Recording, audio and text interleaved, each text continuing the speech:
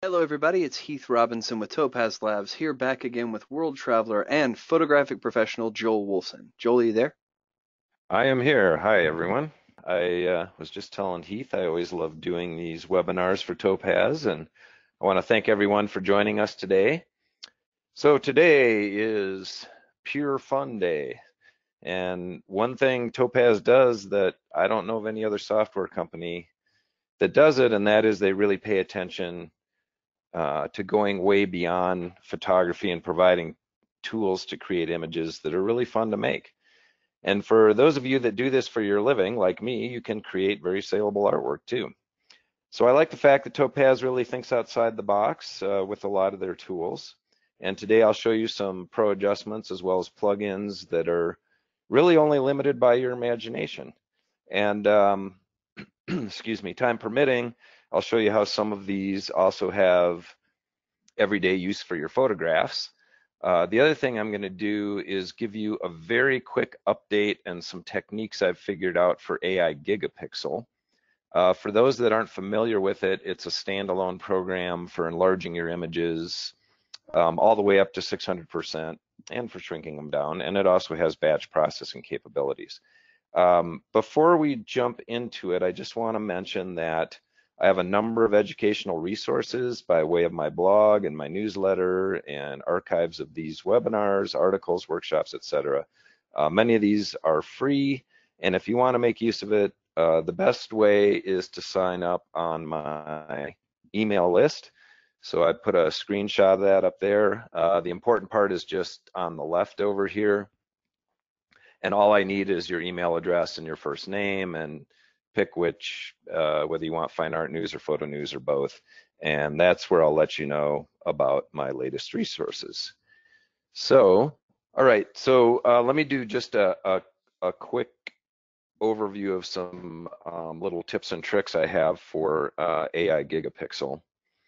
What I'll do first is for those of you that haven't seen it, it doesn't look like much, quite honestly.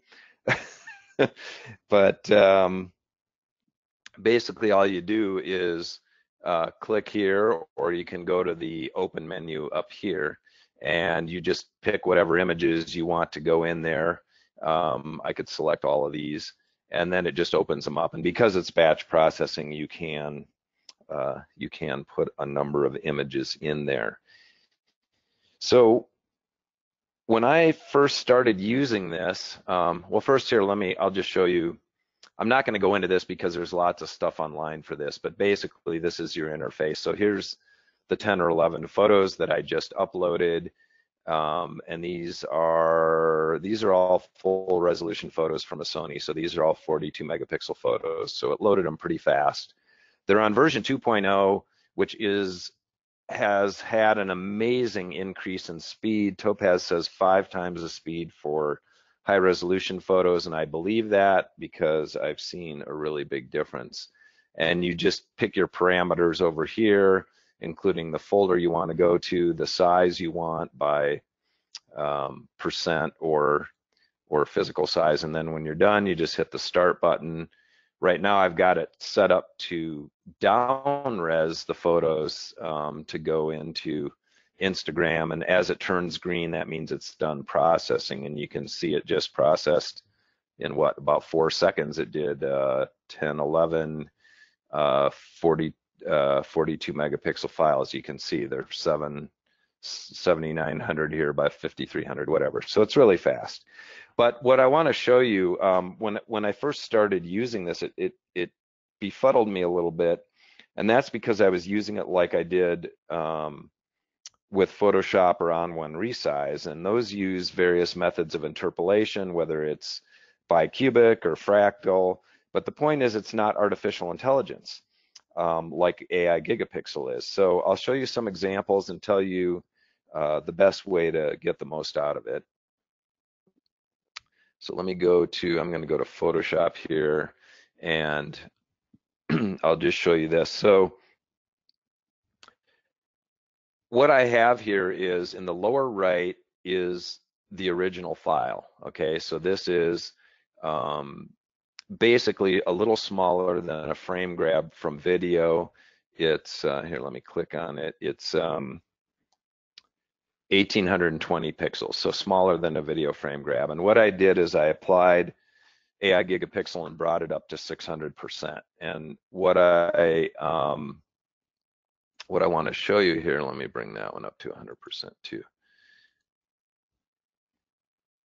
So the one above the original, now I'm going to take the original one, and what I'm going to do here, now this, I'm not enlarging it, I'm just enlarging the view.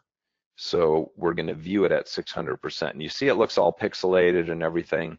This is all the information in the original file that you're seeing right here, and that's why it looks pixelated. All I did was zoom in 600% on that 1800 pixel image. Just above it is the result from AI gigapixel, and this one is 11,000 pixels. So if we change that to inches, we're talking at 240 pixels per inch, which is what I print at, or if you send it out to a service bureau, 300 pixels per inch, you're still talking a 45-inch enlargement. That's pretty amazing from what's essentially a video frame grab. Now, the part about getting the best quality out of this, the reason I showed you this is straight out of AI gigapixel. Upper left here, this is that same file after I sharpened it in Topaz Studio.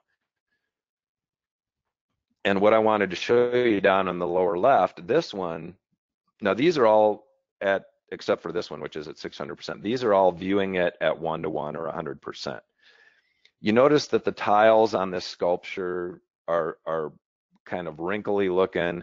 The stone behind it is kind of blotchy. In fact, the whole thing is kind of blotchy. And that's because on this one, I treated it like I used to interpolating with other programs using step interpolation, where I sharpen it and optimize it before I send it out to AI gigapixel. So the key to all of this is what you do before going into AI gigapixel, and rather what you don't do. So the upper left is my final result, where I took the one to the right of it and I added a sharpen layer and a precision detail layer after I enlarged it. So let me show you what I mean by all this. So I'm in Lightroom here, which is sort of the de facto standard out there. You might be using something else, but the principle is the same. And that is, if you look at this image, this is the frame grab, and this is what I grabbed it from, just so you can see.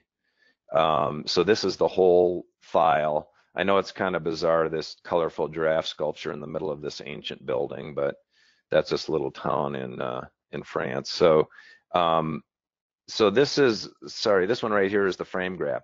Now the thing to look at is over here in the detail panel under sharpening, make sure that you bring that all the way down to 0. You do not want to apply any sharpening or optimization before you run it through AI gigapixel. And then when you're done, I'm just going to quit out of this because I have too many things running. So then when you're done with it, you can bring your high resolution image back into Studio, and what I recommend, it doesn't matter what the photo is here, but what I recommend doing, we'll just assume that this is our, fully rezzed out giraffe photo.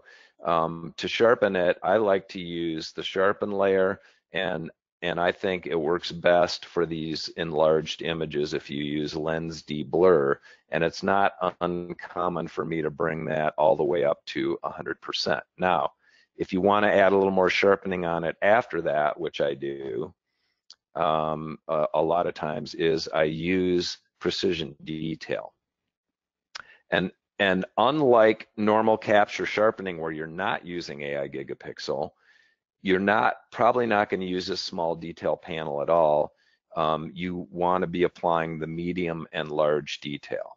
Okay, so that's just a quick overview.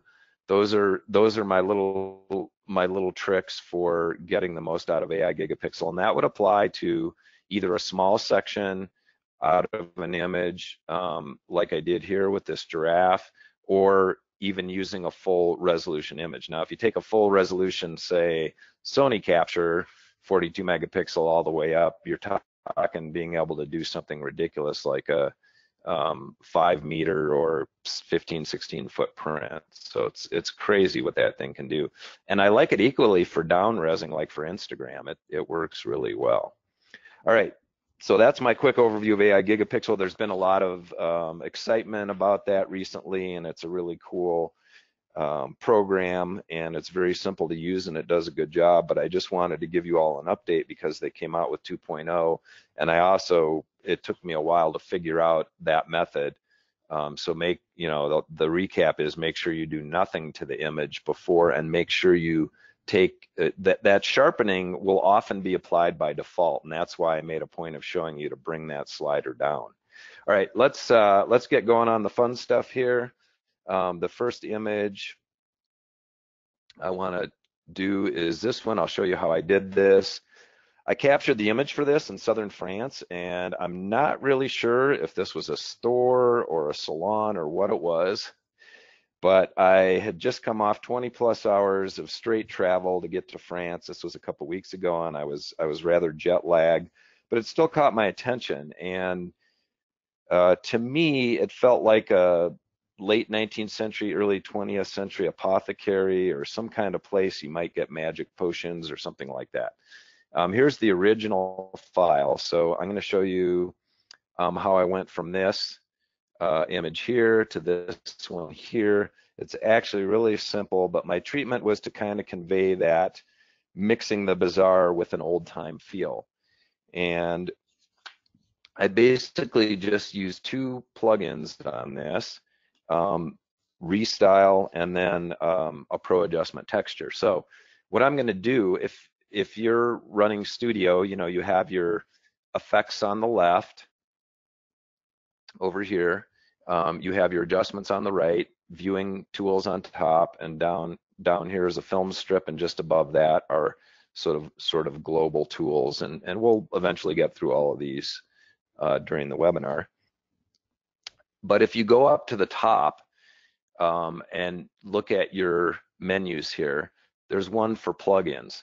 So Topaz still has a lot of plugins. That's their history. That's where they came from. A lot of this functionality has been incorporated into Studio, but you can still use all these plugins, and there's still several out here that that you're not able to do from within Studio, but you can do it from right within here, and it's integrated nicely. So I'm going to go to Restyle, and Restyle is a way to sort of simplify color information in a file, in an image, or if you already have something that's somewhat limited on the already simplified essentially as far as color and has a limited color palette, it's good to augment an image. So this one's, the image I have is kind of like that. The first thing I'm going to do, which I normally do in almost every plugin, is go down to the reset in the lower right here, reset that to my original image. Now, you see a bunch of color bars here on the left. Basically, Restyle, if you haven't used it before, is all about presets, and there are over 1,000 of them that come with it, and that's a lot, but it allows you to pick your color palette, and there's very little in the way of adjustments. So you notice as I hover over these, I get a little pop-out preview. If you don't like that, you can change it in the preferences, but I'll just arbitrarily choose one here. So if I click on that, those color bars are the color palette, and if you look over on the right, you can adjust them, and that's really the only adjustment in this program. So there are the 5 colors that are in this palette, and you can adjust hue, saturation, and luminance on each of those. Now in this case, you saw my result. I went for complementary colors, so sort of orange and purple, yellow and blue, that area of color on the color wheel. Complementary colors we find aesthetically pleasing, and in the case of the purple and the yellow, it really is an attention grabber. And so that's where I want to start. Now, if you were to look for what you want, there's a quick way to do it besides going through all of these.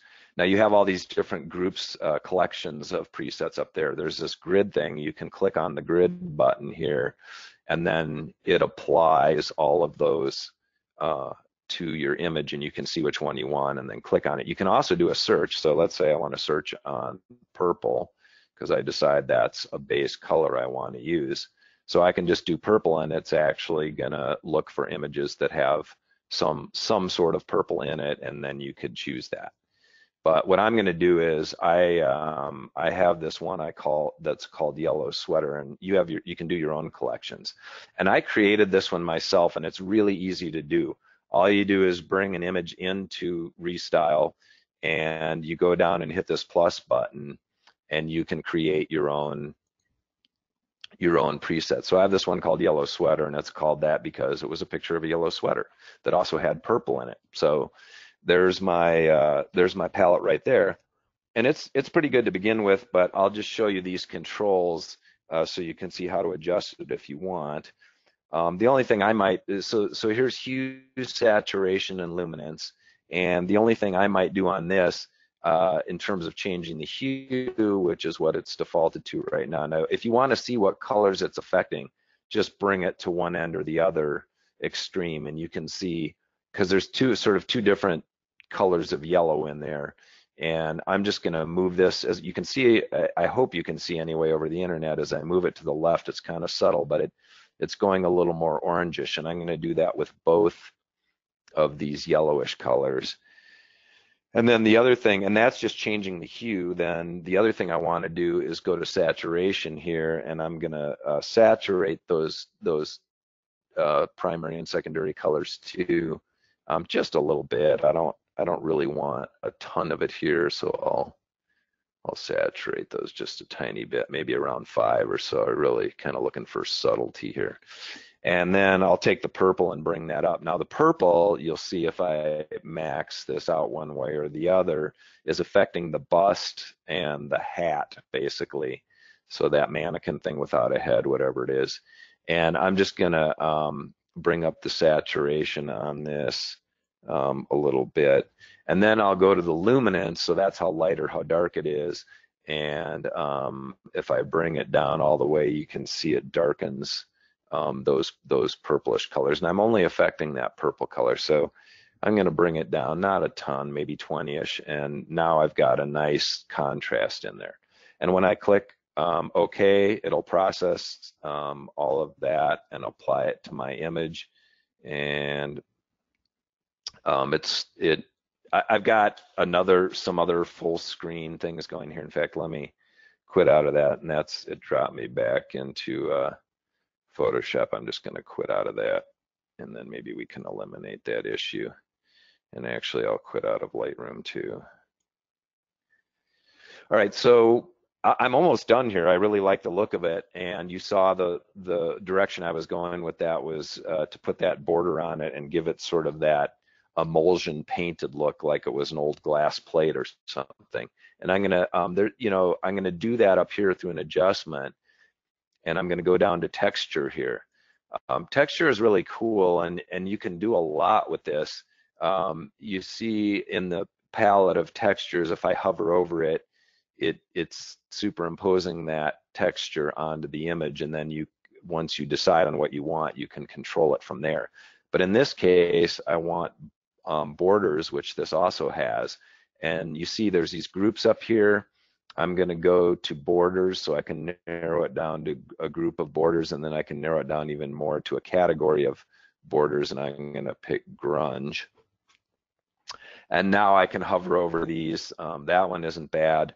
What I'm going to do is, if you see up in the top of the layer, the opacity slider defaults to 50%. I'm going to bring it up to 100. That isn't necessarily where I want it, but it will help me pick out which border I want. And remember, I'm kind of going for like a glass plate look when photographers had to coat the emulsion themselves. Some photographers still do that for, say, platinum, palladium, or something like that. So I think this is the one I used. I like that. This other one's good too, but I think I'm going to use this one because it has more of like a brush stroke look to it. Then I'm going to go over here to edit, just below the palette here, and that's the transform tool, which basically just allows me to change the size of a texture, or in this case, a border. You can shrink it down if you want a little more room to work. Now, the way it's defaults right now, it's all proportional. if I want to adjust it separately, I can go down here to freeform where it just says free, and now I can adjust each of these separately, each border here. So I'm going to do that. Now, something I'm noticing here, and that is I've got this big gap up here, and then I have these jellyfish or whatever they are that are so bizarre, that are being covered up a little bit. So I'm just going to flip this vertically so that that opening is down on the bottom, and now I can see the jellyfish. So you can change the orientation of this. You can flip it horizontally, vertically, left to right, whatever you want. So I like that. I think it looks good. I'm going to turn off the edit button here, and now my final touch is just to go back up to the opacity and bring it down a little bit. I want it just a little bit, mostly opaque, but just a little bit transparent so that it has that brushstroke look. And we're pretty much done here, I think. I'm trying to get this thing to close. All right, so let's look at, this is where we started. Okay, there's the original image, and there's where we finished up. So two-step process, just one plugin and one adjustment, and we're done. And obviously it took me way longer to explain it than it did to actually do it.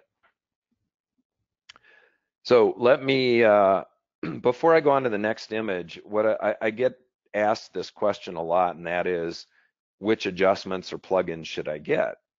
And so I made a little slide, actually a couple little slides, and I'll show you that. So these are just like everyday ones, and so I have it marked, these are tools I wouldn't want to be without, right? Because I use these a lot.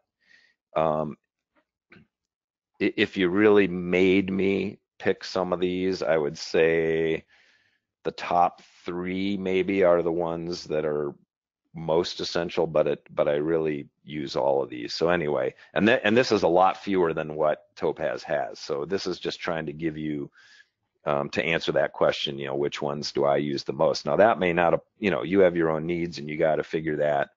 And for going beyond photography, which is today, where we're just having a lot of fun creating images, you know, whether you sell them or not, these are useful tools. And so I picked my, what was it, 6, my top 6 for this too.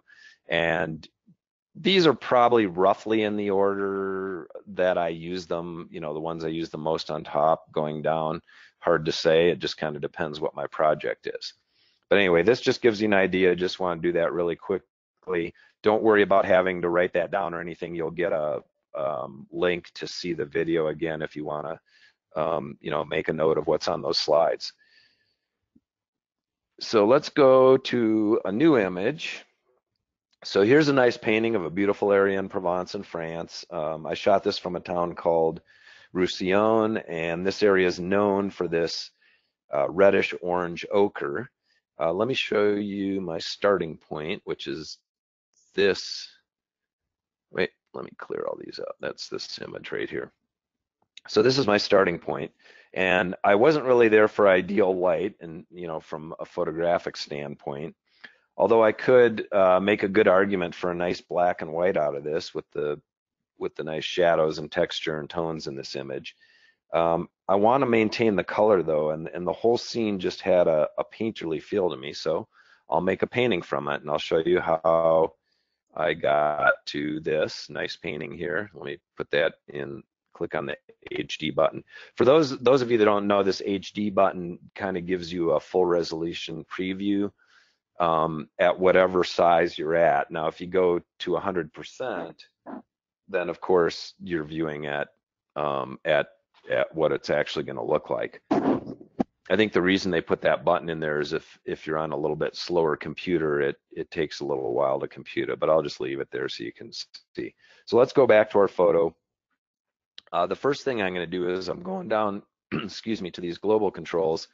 And first thing I'm going to do is crop. Now I always crop first, and the reason I do that is when you start making adjustments and optimizing or manipulating your image later on, you don't want to be influenced by things that are not going to be there anyway. And if you have, let's say, a big expanse of sky or sea or ocean or whatever, it's going to influence what you're doing, whether you're aware of it or not.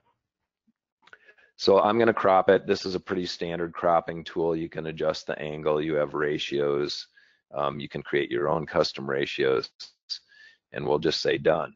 Now, the only other thing I see is there's a couple little strands from a tree in the lower left corner here. It may have no discernible effect when I'm done, but just to be on the safe side, I'm gonna, here, let me shrink this down. I'm gonna go take the heal tool, and I'm gonna turn off my green highlight here. So I just want you to see what the brush looks like. It's a red circle, and you can adjust the size of it over here. So I'll adjust it down a little bit because those are pretty tiny branches.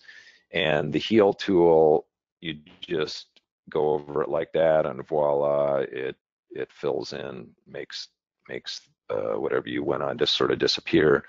I'll say done, and in theory it should go back to my cropped images, and now those little remnants of the tree are gone. So to start out here, you know, I always like to have a clean slate or clean canvas, I guess in this case, to begin with. So although it may not have a big effect later because I'm making it into a painting, I almost always start out with AI Clear. It automatically zooms to 100%, and you can see, boom, as soon as that progress bar is done, all of a sudden I have a nice crisp image. And prior to AI Clear, I used to have to do some more sharpening to get it to do capture sharpening to get it to a point. But essentially, every time you capture an image on a digital camera, you're losing some information. So you have to do capture sharpening to recover that. AI Clear goes most of the way there.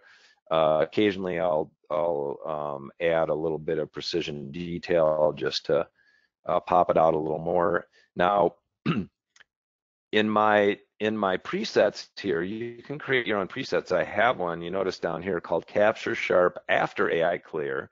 I didn't use, prior to AI Clear, I didn't have this one.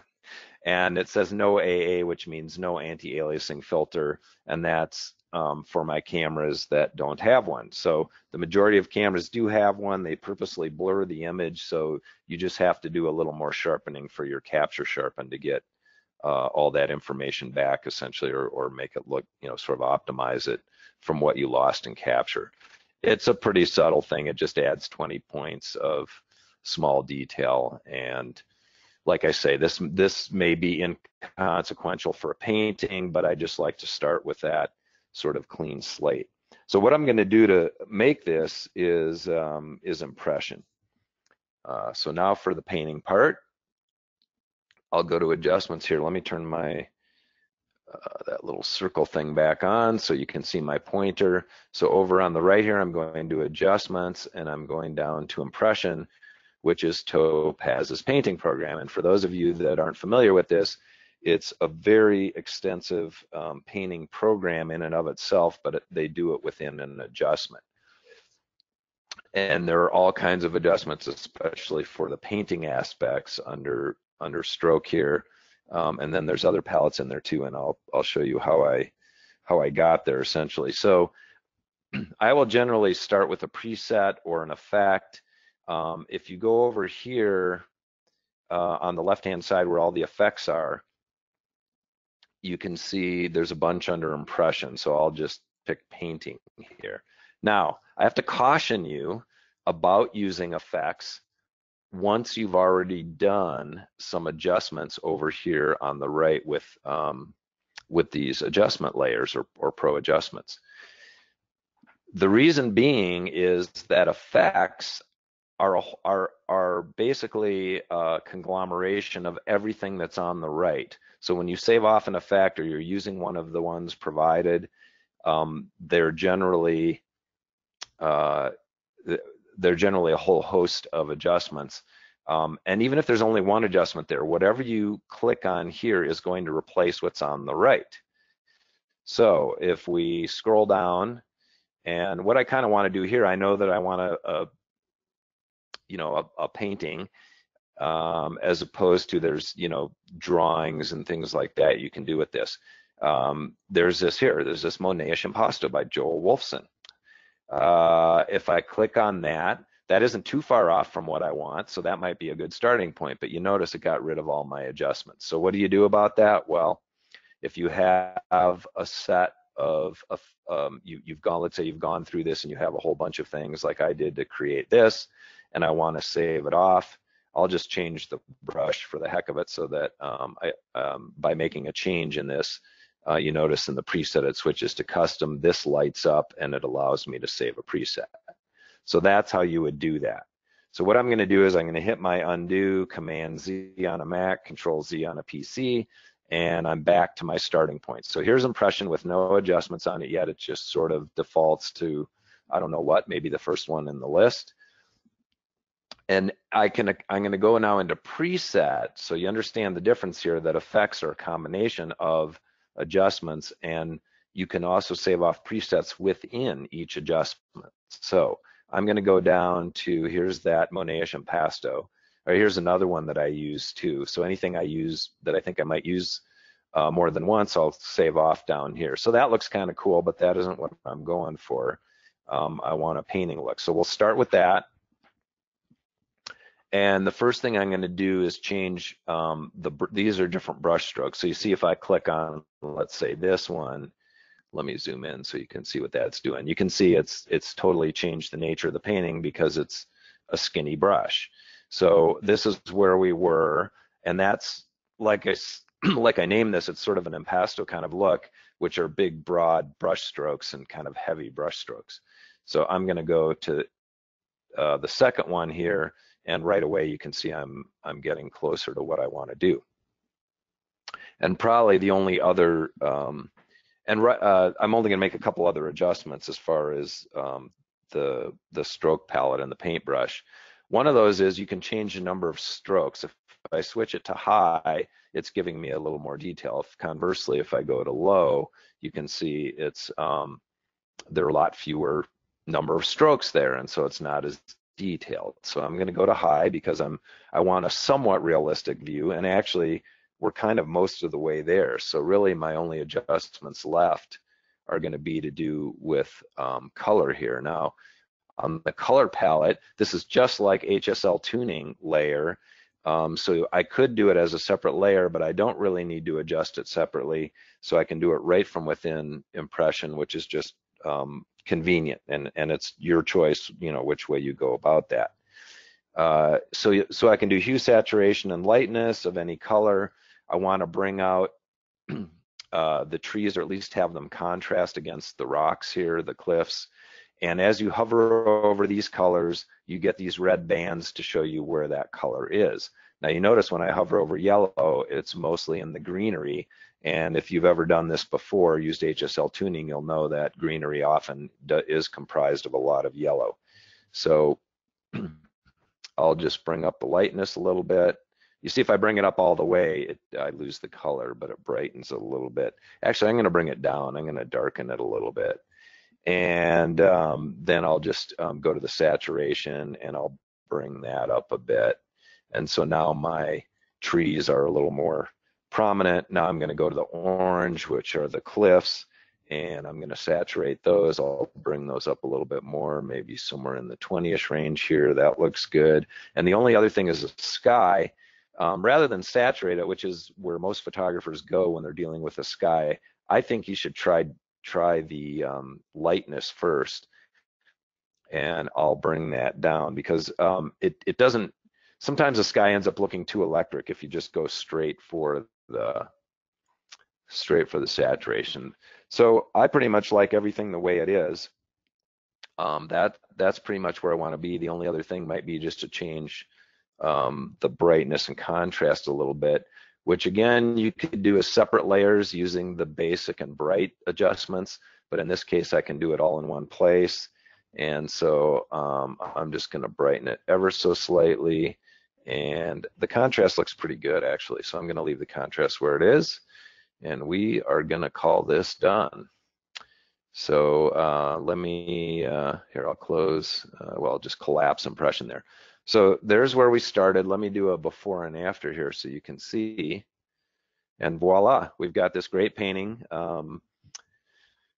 primarily just one adjustment, and that's impression. And as you saw, it's a very robust adjustment. There's an awful lot you can do and get an awful lot of different styles. This one's really a lot of fun. Let me go back to single image here. So I think this one's cool. You can really have a blast with the one I'm going to show you now. So this is just a simple candid portrait of my wife, and here I'll show you where I started with this. So this is where I started, and this is where I ended up, and it's super simple and a lot of fun to work with. So I think we all shoot these kinds of shots, but I just want to show you some fun possibilities with a simple shot like this. You saw how I made a painting with impression, and if you've ever used Glow, an awesome adjustment by the way, it's similarly extensive in its controls like impression is. But there's another pro adjustment that is kind of a sleeper, and it's called AI Remix. Aside from being a lot of fun, what's cool about it is that through the artificial intelligence, it's essentially learned, so to speak, dozens of different artistic styles, from famous artists to graphic designers. I think there are more than 70 in it. The best part is that it's just one click. So if you're not sure where to go with an image, you can try all different kinds of directions and styles. And even though you have lots of effects and things like glow and impression, with this, you don't have any learning curve, and you don't even have to know what adjustment or genre that style or anything that you want to start with. It's great for discovery and experimentation, and you can end up with some really neat stuff like this shot right here. This happened to be my favorite one, but there's lots of good ones in here. So all it is you go into adjustments, and let me find AI Remix. Here we go. And it just defaults to the first one in there. So the interface is pretty simple. Over on the right here, I'm going to go to my little magnifier so you can see this. Whoops, wrong one. Let's try that one. Okay. So in here are these are all these different styles based on different artists, and a lot of learning by the AI, by the artificial intelligence, has gone into these. And whatever you choose, it will actually take your image and apply the same style and same color palette. And that's pretty cool. So, and there's all different ones, you know, here's, and let me just, I want to mention one more thing. Up on top here, you have this low, medium, and high. That's the style strength. I leave it on low when I'm looking through these because it's so fast. When you go to the high, it's sort of, the strength, I don't know how to explain it. It's kind of like more definition. It applies it with more resolution. I don't know if that's the right word. It's not like you get bad resolution with the low. It's just a different effect. But I like to leave it on the low just to kind of experiment and get an idea what I want. So, you know, here's one called Block Party, which is sort of very Andy Warhol with a limited color palette. This one here, Business Casual, that's pretty nice. I'll show you one of my favorites down here is Ice and Fire. I think that one's really cool. Let's see, there's some monochrome ones, monochromatic, sort of like this Pale Rose. That one's pretty cool too. So it's just kind of endless what you can do with all of these, applying a particular style and color palette to your image, which I think is very cool. And the controls are limited, but I'll show you how they work and what you can do. So I'll go back to this Ashen Waves, which is the one I used for this initially. And I'll go to the high setting because that's also what I used. And you see it just kind of gives it a more detailed version of it, so to speak. And what I did is I used some of these controls down here. Now, you can barely see any color in this, but if I take up the saturation control, there's actually a fair amount of color there. And that's sort of what I ended up doing with it, and I really like that. Now, some of these other controls, I added some contrast to, and there's kind of a sweet spot in here. If you go too far, you can see I just lose too much, and it's just a little on the high side. So I'm just going to increase the contrast just a little bit. You can also change the nature of the edges. So like the smooth edge, you know, you can take it to one extreme or the other. That's no smoothness. That's maximum smoothness. And I would say I don't want to go all the way there. Probably go maybe somewhere in the halfway here on the smoothing. And all this is just to taste. So however you want to do it. I'll even bring the sharpness down and suppress artifacts. So now that kind of makes the skin smooth, and then the rest of it kind of detailed. And there we are. That it's just one click easy, and we've got a really cool image. The only other thing I might do to this is put what I call an optical vignette, and this is one of my techniques that I like. So I go to focal blur, which allows you to create an area of sharpness and the rest of it being blurry, and you can control that. So there's circular blur, there's tilt and shift, and then a couple of sliders to control it. So what I'm going to do is just sort of create an oval here. I'll make that just a little bit bigger and centralize it on her face primarily. The blur that it's falling off to me is a little too much. So I'll bring that down just a little bit. And then the transition I'm going to make more gradual. So I'll bring that up, 70-ish, something like that.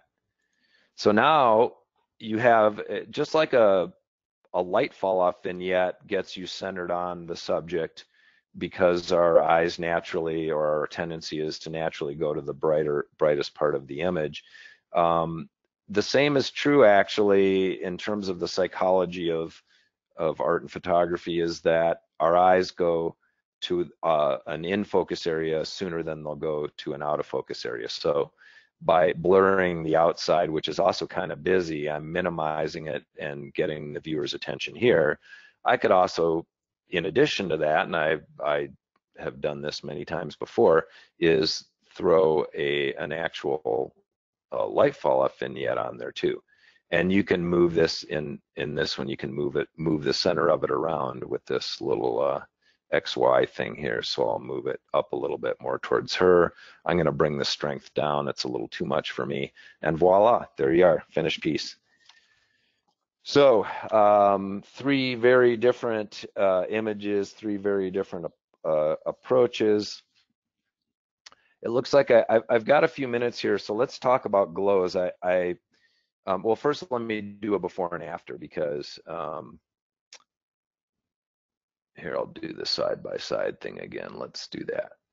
So there's where we started on the left. There's where we ended up on the right. And the cool thing about this remix is it's just one click easy. And you have this vast array of different styles, from classic to modern, and all different types of artists. And I was also told by Heath that they're going to be adding more. I hope I'm not revealing anything secret, Heath, but they're going to be adding a lot more to this AI remix. So it's just going to be getting better, and it's really a lot of fun and pretty useful actually. But let's talk about glows, because here, let me get back to my single image. I promised to show you some uses for Topaz's family of beyond photography tools that might not be obvious, but very useful. And as long as we're on this portrait, let's just, we're going to use this. All right. And what I want to do is start with glow, and I'm going to show you a really easy way to create a high key image. It could be a portrait. In this case, it's a portrait. It doesn't have to be. And just for the heck of it, I will start with AI Clear here, because I just want to show you on a portrait. Usually I use the default, which is low, but this is a high ISO. It was about 16,000. Even though it's outdoors, it was in the shade, high shutter speed because she was moving. And I also happen to have a polarizer filter, which cuts a couple stops. So it ended up being high ISO. If you click on high, it'll still smooth out those edges where there's just noise, but I still have a lot of detail in the hair. You can see the weave on the hat, the stitches in the purse strap here. So, and we'll take a look later, as long as I remember whether the AI Clear is going to make a difference in this. But what I wanted to show you really is glow. And I wish I had time to show you more about this because it's a really cool adjustment. If I go to the, just to give you a really quick thing, if you haven't seen Glow before, and I go to the Glow choices here, and you can just see that there's just a myriad of effects, neon and glows, and just all kinds of stuff that you can do. But I'm just going to reset this. Here, I'll just go backwards here to, all right. So we're just going to start with the portrait here, and then I'm going to show you a really quick way in Glow how to do this. So it's two settings. First is the primary glow strength, and it isn't that critical where this is, but I found the sweet spot to be about 40, and I know it doesn't look like much. Here, let me go to the fit view. But the key to this whole thing is the blending modes, and you go to the blending modes and you want to choose screen, and all of a sudden now with just one slider we have a high key portrait. So, and you notice the other little thing you can adjust here is the light and the dark. Now, and also I use the opacity slider too. So if you want to, you have the original portrait underneath, right? So if you just want to adjust the amount of the effect, you could bring it down a little. So for the light one, I would maybe bring it down about where we are here. And the dark one, I don't know, that's a good place there too. The other thing you might want to do though is, here, let me just get a basic adjustment, is to bring my black point back down where it should be. So I use the histogram up here until it just hugs it to the left. So that's how I adjust my black level. And that looks really good. So now you can go back to the Glow and adjust this to taste. And let me see whether we're on the dark or the light. We're on the dark. So that's one type of glow. You hit light and you get a really bright one. That one I would, in this particular case, I'd bring it down a little bit. But how cool is that? I mean, and this is something that most people don't even think of using Glow to do. I showed this a couple of years ago when Glow first came out as a plugin. And once I figured out how to do that, it's really great for making a high key photo, especially here you have this backlight. It matches it really nicely. So there's our before, and there's our after. I'm going to try to show you one more thing super quick, and then we'll have time for questions. Let's take this photo right here. As long as we're on the subject of glows, I'm going to go about this one a different way. So here's a street scene, shot it at sunset. It's a lot more blasé looking here than I remember seeing it, and part of that is this is just how my camera processed it, because this is a JPEG and I keep that on neutral setting. I shoot RAW plus JPEG, so I guess kind of arbitrarily chose the JPEG here, or at least I think it's from a JPEG. It says TIFF. I don't remember now which was which, but we've got a street scene, and I want it to look like this because that was the feel of it. And I'll show you real quickly. So anytime you have like reflections like this, and you want to create a little bit of some warmth and some glow, here's a little two-step method. So the first thing I'm going to do, I already have sort of a limited color palette, so we'll go back to our little friend Restyle here. And this will open our photo window, Restyle. And remember, well, I don't want it to look like that. Let me, I'll go back and reset it. But I'm just gonna pick landscape here because that's gonna be the most likely place I'm gonna find something to warm it up, not necessarily, but it's a starting point. I'll click on this grid here where it does all of these, and I'm just gonna type in the word warm because I wanna warm it up. And let's see if it's gonna do its little search thing. There. So I type in warm, and right away on top, these first three are all ones I could probably use. I'm going to go for the Rusted Grunge because I think that's the one I used to create this. And I think that looks great as a starting point. Now all I want to do is add those glows. And there we are in the wrong place. So it drops us back into Studio here, and then I am going to go use another plugin, and this one I think people kind of forget about. But it's great for creating a glow on reflections and things like that. So if you have water, or in this case, we have a street scene on the sidewalk, buildings, architecture, whatever, and it's called Star Effects. Hopefully we'll get it to cooperate. Okay, so there we are. That isn't what I want, but you get an idea what these just look like sunbursts. Star Effects goes in and finds all the point light sources in it, and it throws stars in there.